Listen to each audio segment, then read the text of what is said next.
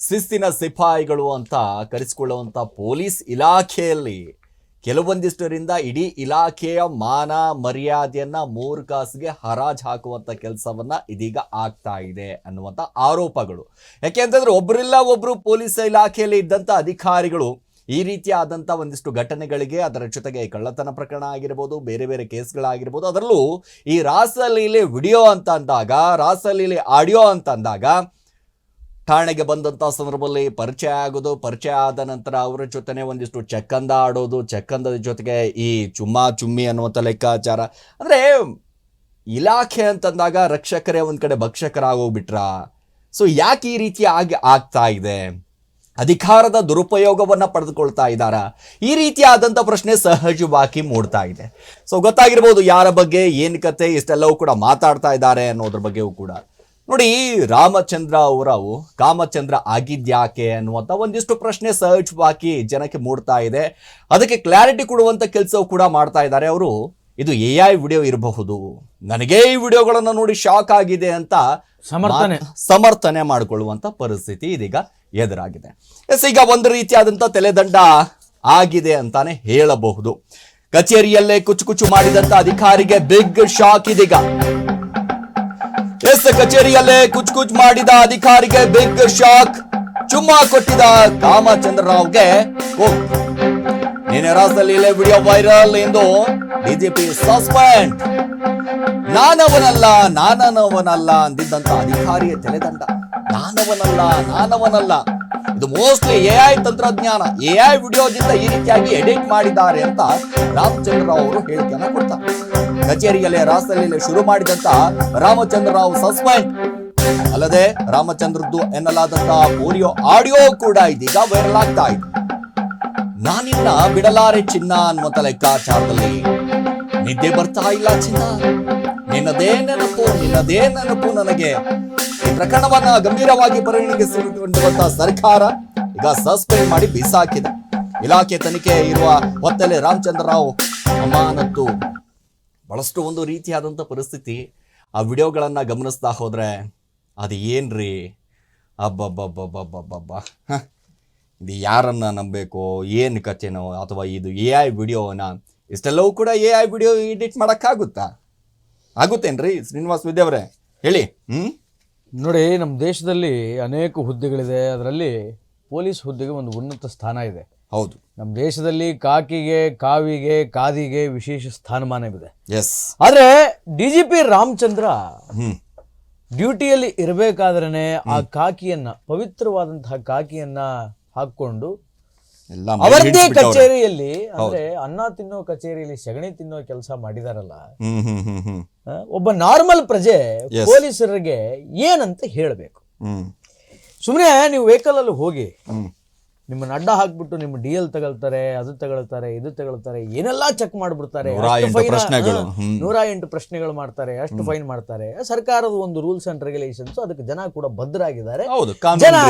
ಕಾನೂನು ರೀತಿಯಾಗಿ ಪೊಲೀಸರು ಏನು ಕೇಳ್ತಾರೆ ಎಲ್ಲವಕ್ಕೂ ಜನ ಕೋಆಪರೇಟ್ ಮಾಡ್ತಾರೆ. ಉತ್ತಮ ಸಮಾಜಕ್ಕಾಗಿ ಉತ್ತಮ ಪೊಲೀಸ್ ಬೇಕು ಅಂತ ಜನ ಕೇಳೋದು ರೈಟ್ ಆರ್ ರಾಂಗ್? ಹೌದು. ಈಗ ಜನ ನಿರ್ಣಯ ಮಾಡ್ಬೇಕಿಂತ ಅಧಿಕಾರಿಗಳು ನಮಗೆ ಬೇಕಾ ಬೇಡವಾ ಅಂತ ಮಾಡ್ಕೊಳ್ಳಿ. ಅವ್ರ ವೈಯಕ್ತಿಕ ಜೀವನ, ರಾತ್ರಿ 12 ಗಂಟೆ ಏನಾದ್ರೂ ಮಾಡ್ಕೊಳ್ಳಿ, ಮನೆಗೆ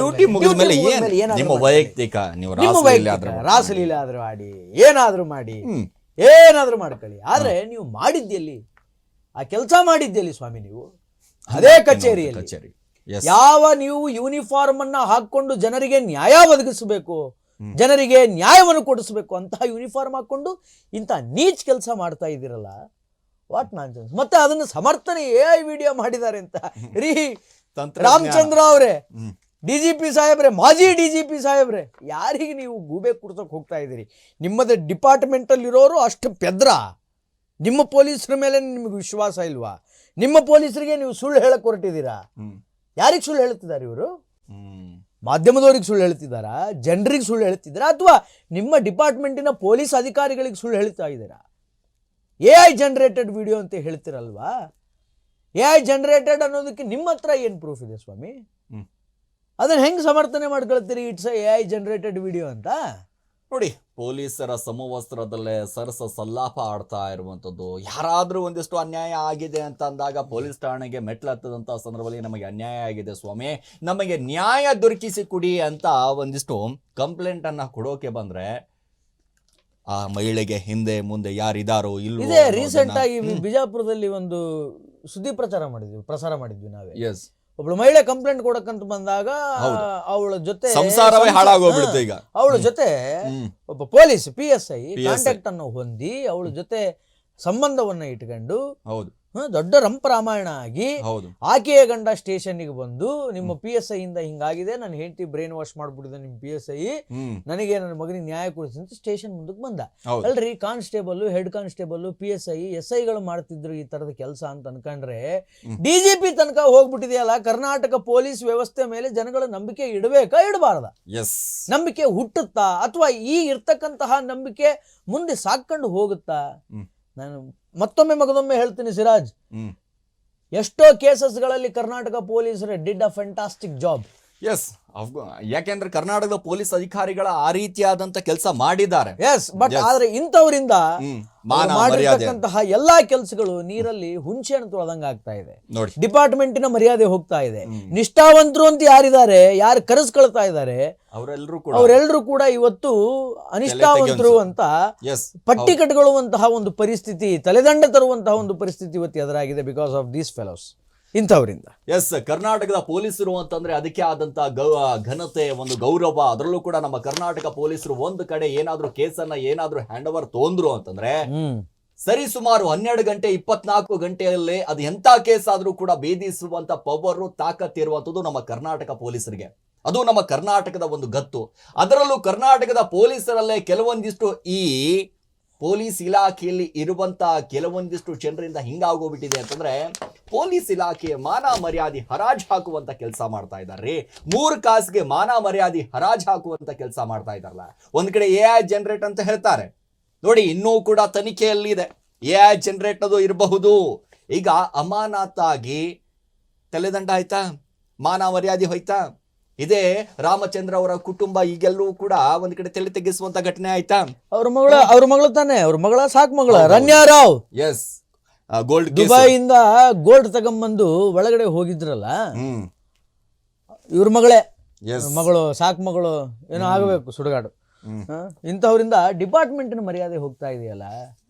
ಯಾರ್ರೀ ಅದಕ್ಕೆ ಹೊಣೆ? ಇದಕ್ಕೆ ಯಾರು ಹೊಣೆ? ಇದು CM ಗಮನಕ್ಕೆ ಬಂದು CM ಅವರು ಇಮಿಡಿಯೇಟ್ ಆಗಿ ಅಮಾನತು ಮಾಡ್ಬಿಡೋಣ, ಸಸ್ಪೆಂಡ್ ಮಾಡ್ಬಿಡೋಣ ಅಂತ ಹೇಳಿದ್ದಾರೆ. ಸಸ್ಪೆಂಡ್ ಮಾಡೋದು CM ಸಾಹೇಬ್ರಿಗೆ ಏನು ಹೊಸ ವಿಚಾರ ಅಲ್ಲ. ಆದ್ರಿಂದ CM ಸಾಹೇಬರು ಇಮಿಡಿಯೇಟ್ ಆಗಿ ಸಸ್ಪೆಂಡ್ ಮಾಡಿದ್ದಾರೆ. ಫೈನ್. ರಾಸಲೀಲಾ ವಿಡಿಯೋ ಕೇಸಿನ ಬಳಿಕ ಸಸ್ಪೆಂಡ್ ಆದಂತಹ DGP ರಾಮಚಂದ್ರ ರಾವ್ ಇಲಾಖೆಯ ತನಿಖೆ ಈಗ ಭಾರಿ ದೊಡ್ಡ ಪ್ರಮಾಣದಲ್ಲಿ ನಡೀತಾ ಇದೆ ಅಂತೆ. ರಾಮಚಂದ್ರ ರಾವ್ ಅವರ ಅಮಾನತಿನ ಹಿನ್ನೆಲೆಯಲ್ಲಿ ಈ ವಿಚಾರಕ್ಕೆ ಸಂಬಂಧಪಟ್ಟಂತೆ ತನಿಖೆ ಮಾಡ್ತಾರಂತೆ. ತನಿಖೆಯನ್ನು ಯಾರು ತೆಗೆದುಕೊಳ್ತಾರೆ, ಹೆಂಗ್ ಮಾಡ್ತಾರೆ ಅನ್ನುವಂಥದ್ದನ್ನ ಕಾದ್ ನೋಡಿ. ಅದು ಕೂಡ ಪೊಲೀಸ್ ಇಲಾಖೆನೇ ಮಾಡ್ಬೇಕು. ನೋಡಿ, ಹಣೆ ಬರ ನೋಡಿ, ಇವ್ರು ಮಾಡಿದಂತ ಕರ್ಮಕ್ಕೆ ಪೊಲೀಸ್ ಇಲಾಖೆನೇ ತನಿಖೆ ಮಾಡಬೇಕು. ಮಾಡ್ಲಿ, ಏನ್ ಮಾಡ್ಬೇಕು ಇಂತಾದ್ರೆ ಘಟನೆಗಳು ಕರ್ನಾಟಕದಾದ್ಯಂತ ನಾವೆಲ್ಲರೂ ಕೂಡ ಅನ್ಕೊಳ್ತೀವಿ ಬರೀ ರಾಜಕಾರಣಿಗಳು ರಾಸಲೀಲೆ, ಅವ್ರ ರಾಸಲೀಲೆ, ಇವ್ರ ರಾಸಲೀಲೆ ಅಂತ. ಅದು ಪೊಲೀಸ್ ಇಲಾಖೆ, ಅದು ಕೂಡ ಆಫೀಸಲ್ಲೇ ಈ ರೀತಿಯಾಗಿ ಯಾರ್ದೂ ಕೂಡ ಭಯ ಇಲ್ಲ, ಯಾರ್ದೂ ಕೂಡ ಅವರಿಗೆ ಏನಾಗುತ್ತೆ ಅನ್ನುವಂಥ ಲೆಕ್ಕಾಚಾರದಲ್ಲಿ ಏನೋ ಅಧಿಕಾರದ ಅಹಂಕಾರನೋ ಅಥವಾ ದುರಹಂಕಾರನೋ ಗೊತ್ತಿಲ್ಲ. ನಾನು ಅಧಿಕಾರದಲ್ಲಿ ಇದ್ದೀನಿ, ಏನು ಅಧಿಕಾರದ ಪವರ್ ತೋರಿಸ್ತಾರೋ ಗೊತ್ತಿಲ್ಲ. ಬಟ್ ನೋಡ್ರಿ, ಕರ್ನಾಟಕ ಪೊಲೀಸರ ಮಾನ ಮರ್ಯಾದೆ ಕಳೆಯುವಂತ ಕೆಲಸ ಮಾಡ್ತಾ ಇದ್ದಾರಲ್ಲ.